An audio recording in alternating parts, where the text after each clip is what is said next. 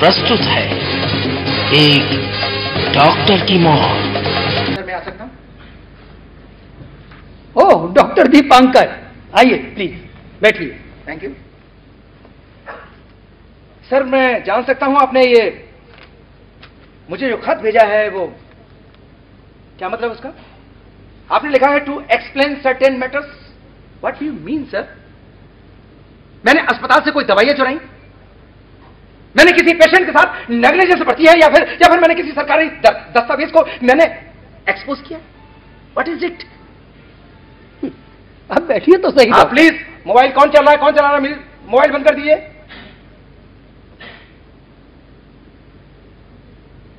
Please आप बैठिए तो सही डॉक्टर, इतना हाइपर क्यों हो रहे हैं?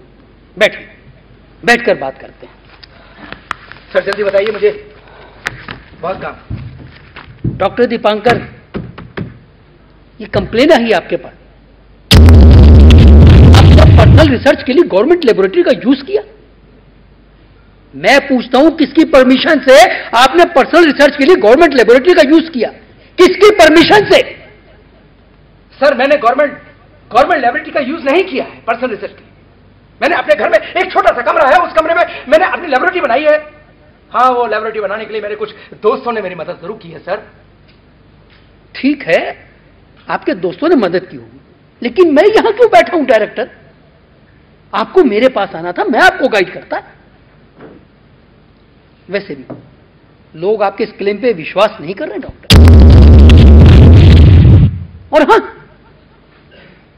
मैंने एक बात और सुनी है कि आप ये जो रिसर्च कर रहे हैं ये किसी जर्मन साइंटिस्ट सम ऑडमैन, यस, आप ऑडमैन के पेपर के बेस पे रिसर्च कर रहे हैं? सर ऑडमैन जर्मन नहीं ऑस्ट्रियन थे। वट एवर डॉक्टर, हमें इससे क्या फर्क पड़ता है कि ऑडमैन जर्मन से हो या ऑस्ट्रेलिया से? और भाई हमारे लिए तो ऑस्ट्रेलिया और जर्मनी ऐसे हैं जैसे ईस्ट बंगाल और वेस्ट बंगाल। लोग विश्वास नहीं कर रहे हैं आप पे। सर साइंस में विश्वास या अविश्वास का सवाल ही पैदा नहीं होता। साइंस में प्रमाण चाहिए, अटूट प्रमाण, प्रूफ। सर एक बार मेरे पेपर्स रेडी हो जाने दीजिए, फिर देखिए आपको संशय की कोई गुंजाइश नहीं होगी। कितना समय लगेगा आपको पेपर्स रेडी करने में? सर ये कोई 3 महीने तो लग जाए। 3 महीने? डॉक्टर आपको पता है जाने माने गायनेकोलॉजिस्ट ने क्या कहा है? आपके इस समाचार को हुक्स कहा है, हुक्स, एक पागल की बकवास। सर किसी गायनेकोलॉजिस्ट का मेरे इस रिसर्च से क्या लेना देना है? क्यों नहीं है डॉक्टर? क्या आपने नहीं कहा कि आपने एक ऐसा वैक्सीन इन्वेंट किया है जो केवल आप स्त्रियों पर ही यूज करेंगे? सर स्त्रियां क्या केवल गायनेकोलॉजिस्ट की पर्सनल प्रॉपर्टी होती है? नहीं, लेकिन अगर उसको यूज करने से कोई रिएक्शन हो गया तो उसकी जवाबदारी किसकी होगी? कौन होगा उसका जिम्मेदार? आप?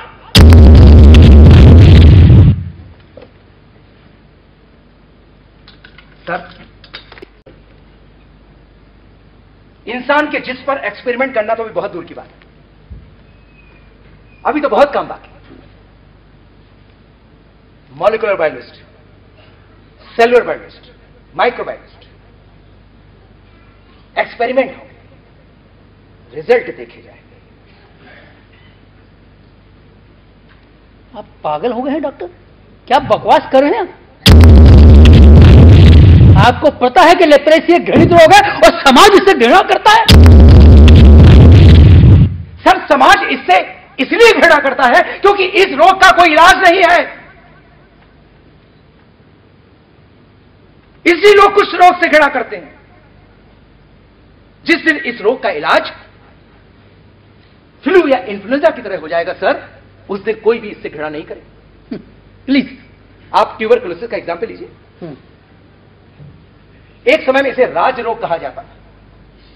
जिसके घर में होता था लोग उसके पैर तक रखना पसंद नहीं करते थे। आज कोई टीवी से परेशान है? Please don't try to teach me science doctor. Sir आप अनसाइंटिफिक बात कर रहे हैं। मैं अनसाइंटिफिक बात कर रहा हूं। Yes unscientific, yes. You are talking like a lemon. Who may be director? मैं कहता हूं, मैं मेरा वैक्सीन एक दिन हमेशा के लिए लेप्रोसी को इस धरती से जड़ से मिटा देगा। लाइक प्लेग, पोलियो, चिचक, टिटनेस। यस।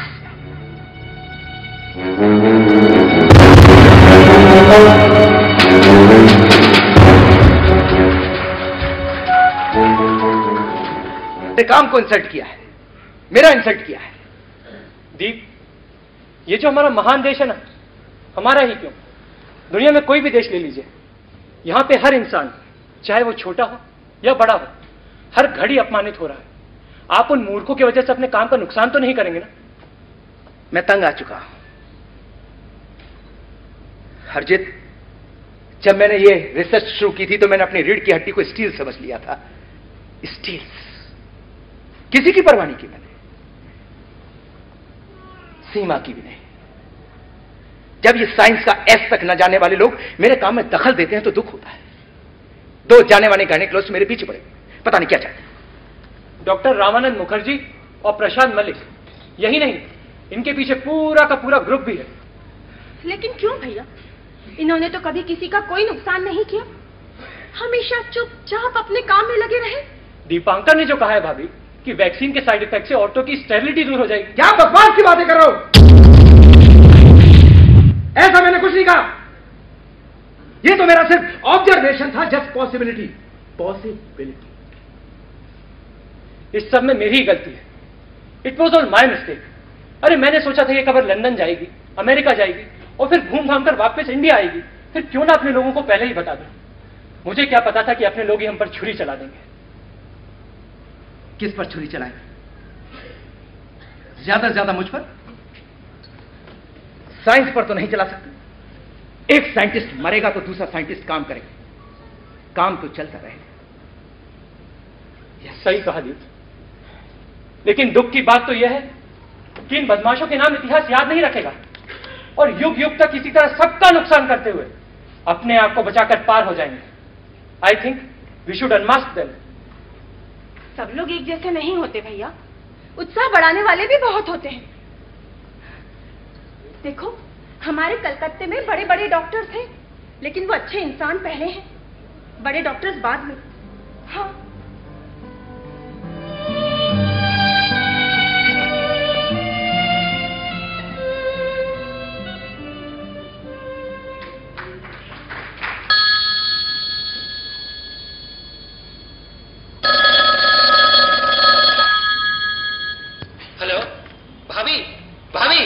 खुशखबर है, आज दीपांकर की वैक्सीन की खबर को बीबीसी ने फ्लैश किया है।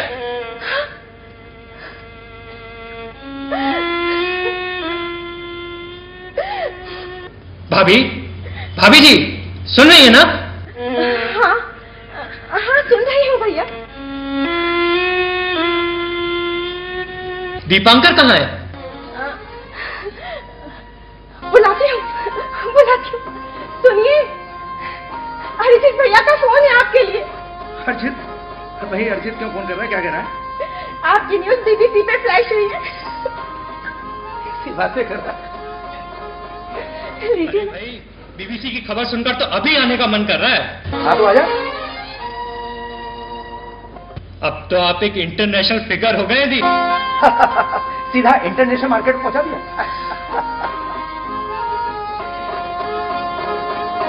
मुझे कितनी खुशी हो रही है तुझे बता नहीं सकता यार। सब मुझसे तेरे बारे में पूछते हैं और मैं बड़े गर्व से कहता हूं कि तू मेरा एक पागल साइंटिस्ट दोस्त है। किसी दिन घर आना है, भाभी तुझे चाय पर बुला रही है।